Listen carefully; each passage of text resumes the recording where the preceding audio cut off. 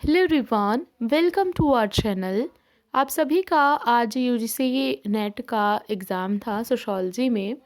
तो आप लोग जानना चाहते थे कि पेपर कैसा आया है। मैं भी इस चीज़ को लेकर के काफ़ी ज़्यादा उत्सुक थी कि एग्ज़ाम कैसा गया आप लोगों का। तो मैंने एक पोल डाला था, तो और काफ़ी सारे बच्चों से मेरी बात हुई। कुछ लोगों ने पर्सनली अपना रिव्यू शेयर किया और बाकी ग्रुप में भी बहुत सारे बच्चों ने बताया कि एग्ज़ाम में क्या-क्या क्वेश्चंस आए थे, क्या-क्या चीज़ें पूछी गई थी। तो उन्हीं को ध्यान में रखते हुए ये थोड़ा-सा मैं बताने की कोशिश करूँगी। तो अकॉर्डिंग टू मी जो पेपर था वो बहुत ज़्यादा टफ़ तो नहीं था, लेकिन बहुत ज़्यादा ईज़ी भी नहीं था, मॉडरेट लेवल का था। अब देखते हैं कि मोस्टली स्टूडेंट्स के कितने को इतने क्वेश्चंस राइट हुए हैं। तो ज़्यादातर स्टूडेंट्स के 50 से 55 के बीच में ऐसे स्टूडेंट्स हैं जिनके ज़्यादा राइट हुए हैं। 45 से 50 वाले स्टूडेंट्स भी हैं जिनके फुल कॉन्फिडेंस, मैं ये सोशियोलॉजी की बात कर रही हूँ। फुल कॉन्फिडेंस का मतलब होता है कि आप पहले राउंड में कितने क्वेश्चन सॉल्व करते हो। ठीक है, मैंने जिस तरीके से आप लोगों को सिखाया था, तो मैंने कहा था कि 3 राउंड में आपको क्वेश्चन सॉल्व करने हैं। तो फुल कॉन्फिडेंस का मतलब होता है कि आप पहले राउंड में फर्स्ट जो अटेम्प्ट होता है उसमें आपने कितने क्वेश्चन राइट किए। तो फर्स्ट अटेम्प्ट में आप वही क्वेश्चन करते हो जो आपको बिल्कुल कंफर्म होता है कि ये आते ही आते हैं। तो फर्स्ट अटेम्प्ट में मोस्टली स्टूडेंट ने 50 से 55 के बीच में क्वेश्चन राइट किए हैं। 50 से 55 के बीच में ऐसे स्टूडेंट्स हैं जिन्होंने क्वेश्चंस राइट किए हैं। कुछ लोगों के 60 भी गए हैं। वैसे 45 से 55 के बीच में मोस्टली स्टूडेंट्स हैं जिन्होंने ये किए हैं फुल कॉन्फिडेंस के साथ में कि हाँ, इतने मेरे राइट गए ही गए हैं। उसके बाद कुछ स्टूडेंट्स ने अपना रिव्यू दिया था। जैसे अलीशा ने कहा था कि पेपर ठीक आया था। किरण नैन ने बताया कि पेपर मॉडरेट था। पैसेज आए थे, 2 पैसेज आए थे। दोनों इतना ज़्यादा टफ नहीं थे, कुछ कुछ ईजी थे, कुछ कुछ टफ थे, मतलब इजीली किए जा सकते थे। थोड़ा सा टाइम कंज्यूमिंग टाइप का पेपर था। और 1-2 क्वेश्चंस रॉन्ग भी गए हैं, मतलब जिनमें कोडिंग टाइप के कुछ क्वेश्चन थे जो कि गलत आ गए थे, तो वो क्वेश्चन डिलीट होंगे। उनके कॉमन नंबर सभी को मिलेंगे। ये रविता ने मुझे बताया था कि क्वेश्चन 1-2 आए थे जो कि रॉन्ग थे। मोस्टली स्टूडेंट्स का ये कहना था कि पेपर टाइम कंज्यूमिंग था और बहुत ज़्यादा टफ तो नहीं कह सकते हैं, बट टाइम इतना ज़्यादा लगा और डायरेक्ट क्वेश्चन नहीं पूछे गए थे, इनडायरेक्ट पूछे गए थे।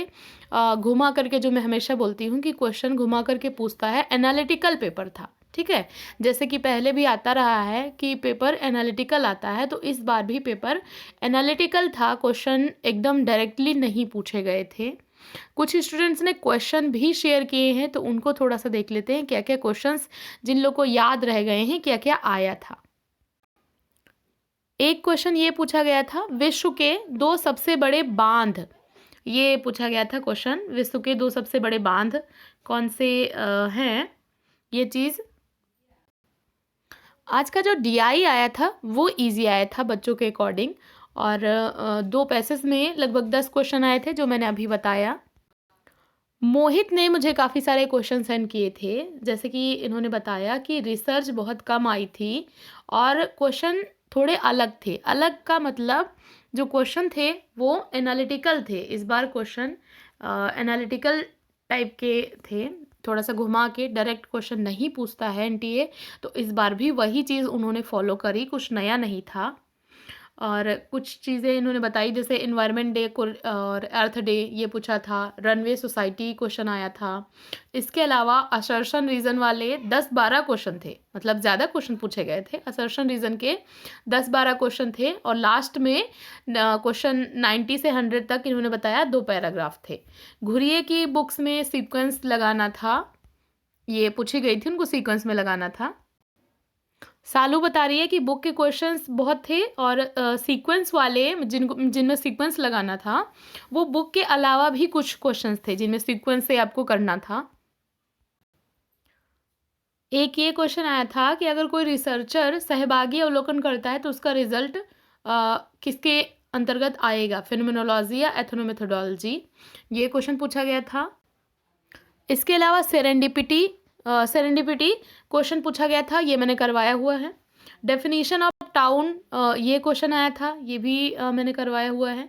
डोमेस्टिक वायलेंस से रिलेटेड लॉज और मैरिज और लिव इन रिलेशनशिप, इनसे रिलेटेड लॉ पूछे गए थे, इनसे रिलेटेड जो संवैधानिक प्रावधान है ये पूछे गए थे। ये चीज़ भी मैंने करवाई हुई है, अगर आपने अच्छे से पढ़ा होगा तो आपको पता होगा।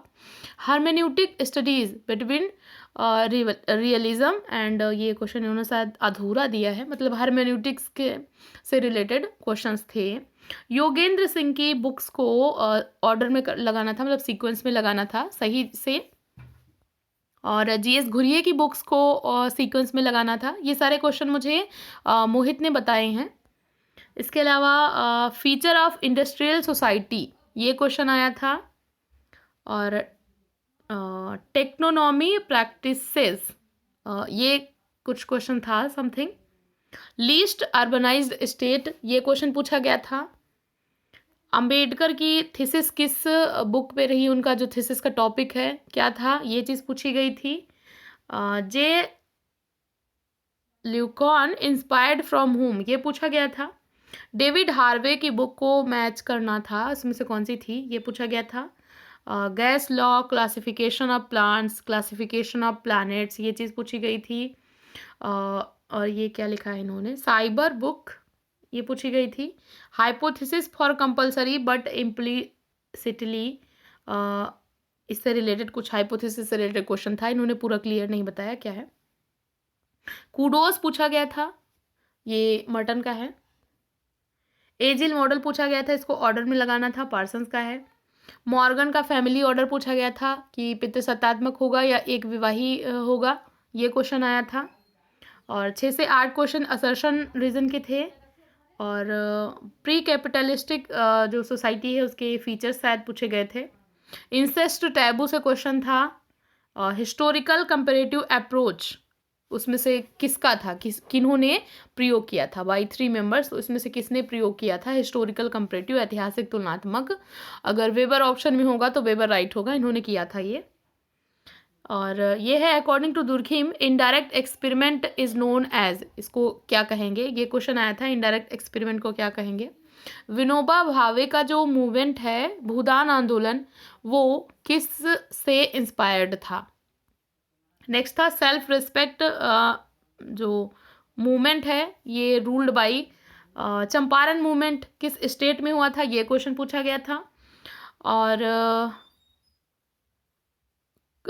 अगस्त कॉम्ट, ये शायद इन्होंने वही लिखा है, क्योंकि जो मेरी रिया से बात हुई तो उन्होंने बोला था कि कॉम्ट का क्वेश्चन आया था एक, तो कॉम्ट को क्रिटिसाइज किसने किया है, ये क्वेश्चन पूछा गया था।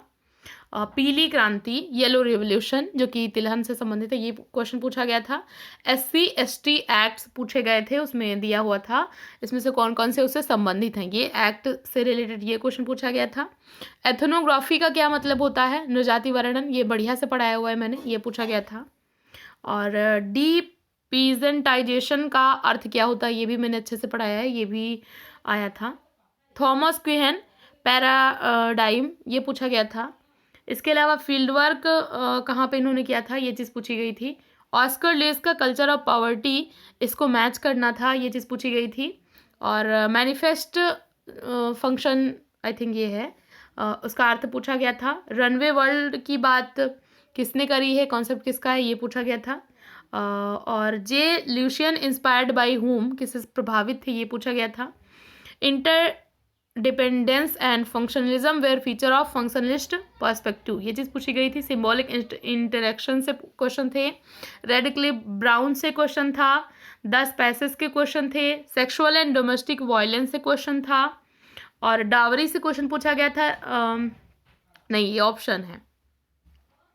Honour killing, live in relationship, divorce, rape, ये यहाँ से क्वेश्चन थे। एंड लास्ट में उन्होंने थैंक यू बोला, as we said we will make you proud. Thank you कि आपने इतने क्वेश्चन शेयर किए, अपना एक्सपीरियंस शेयर किया। Thank you Mohit. And best of luck. इसके अलावा रिया ने मुझसे जो अपना एक्सपीरियंस शेयर किया था उसके बेस पे उन्होंने बताया कि थिंकर से क्वेश्चन थे बट डायरेक्ट नहीं थे। ठीक है, थिंकर से जो क्वेश्चन थे वो डायरेक्ट नहीं थे। बुक्स काफ़ी पूछी गई थी और काफ़ी न्यू पूछी गई थी, न्यू टाइप की बुक्स पूछी गई थी। और इसके अलावा जेंडर से वो बता रही थी कि जेंडर से क्वेश्चन आए थे, वहाँ से भी कुछ बुक्स या कुछ थिंकर्स के बारे में आई थिंक था। और सेंसस से 5-6 क्वेश्चंस थे और इसके अलावा पैसेज दिए हुए थे। तो ओवरऑल अगर हम देखें तो जो पेपर था ये टफ नहीं था, मॉडरेट लेवल का था और टाइम कंज्यूमिंग था। ठीक है, और जो मोस्टली स्टूडेंट्स ने इसमें सॉल्व किया होगा, आई गेस कि सोशोलॉजी में मोस्टली स्टूडेंट्स ने 70 से ऊपर स्कोर किया होगा। ठीक है, क्योंकि जब आप बता रहे हो कि 55 आपके फुल कॉन्फिडेंस के साथ में राइट हैं, दैट मीन्स कि आपने काफ़ी सारे क्वेश्चंस को सेकंड अटेम्प्ट में किया होगा, जो कि आपके अपने को रिलेट करके चीज़ों को सॉल्व किए होंगे, तो उसमें से इतना तो आपका करेक्ट जाएगा। तो मोस्टली स्टूडेंट्स के 70 से 80 के बीच में क्वेश्चंस राइट होंगे। 70 से 80 क्वेश्चंस आप लोग करके आओगे। अभी आपको नहीं लग रहा है, लेकिन जब वो आंसर की आएगी, रिजल्ट आएगा, तो आपको पता चलेगा। तो इतना आपने सोशियो में किया होगा। एंड जैसा कि आप लोग बता रहे हो पेपर 1 टफ था, तो मुझे लग रहा है कि पेपर 1 में आप 25 से 30 या फिर 35 इतना स्कोर करके आओगे। तो जिसका इतना है, मोस्टली अगर ये चीज़ देखी जाए इसके बेस पे मैं कह सकती हूँ कि कट ऑफ जो है वो कम नहीं जाएगी और ना ही बहुत ज़्यादा जाएगी, क्योंकि इजी नहीं था। तो लगभग जितनी पिछली बार थी उसी के आसपास, 1-2 पॉइंट ऊपर नीचे हो सकता है, उसी के आसपास रहने के चांसेस हैं। और एक चीज़ होती है ना कि जो एग्ज़ाम हम दे करके आते हैं वो हमें टफ लगता है, बट करने वाले बच्चे उसमें भी कर ले जाते हैं। तो क्वेश्चन पेपर अच्छा था, एग्ज़ाम अच्छे से गया है आपका। हाँ, एक चीज़ अब ये तो हो गया रिव्यू। अब लास्ट में ये है कि अब जैसा भी एग्ज़ाम हुआ वैसा हुआ, जो चीज़ अब निकल गई है उसको आप पकड़ के मत बैठो। आपका जो आने वाला, आप क्या कर सकते हो बेस्ट। अगर ये एग्ज़ाम आपका अच्छा गया है, बहुत अच्छी बात है। अगर अच्छा नहीं गया है तो अब आप आगे के ऑप्शंस देखो, आप किस चीज़ में अच्छा कर सकते हो, या फिर इसी एग्ज़ाम को अगर आपको फिर से करना है तो इसी की तैयारी फिर से लग जाओ। तो अभी आराम से बढ़िया एकदम चिल मार के सो, आज रेस्ट कर लो, कल रेस्ट कर लो, और 2 दिन रेस्ट करने के बाद फिर से एक नई ऊर्जा के साथ में, एक नए उत्साह के साथ में बिल्कुल उठो और अपने लक्ष्य की तरफ बढ़ो अच्छे से। ठीक है, तो आप सभी को बेस्ट ऑफ लक। आराम से रिलैक्स रहिए। अब जैसा भी होगा वो रिज़ल्ट बताएगा। जब क्वेश्चन पेपर आएगा तो ज़्यादा एक्यूरेट चीज़ें पता चल पाएंगी। क्वेश्चन पेपर के बाद आंसर की के बाद जब आपका फाइनल रिज़ल्ट आएगा तो ज़्यादा एक्यूरेट चीज़ें पता चल पाएंगी।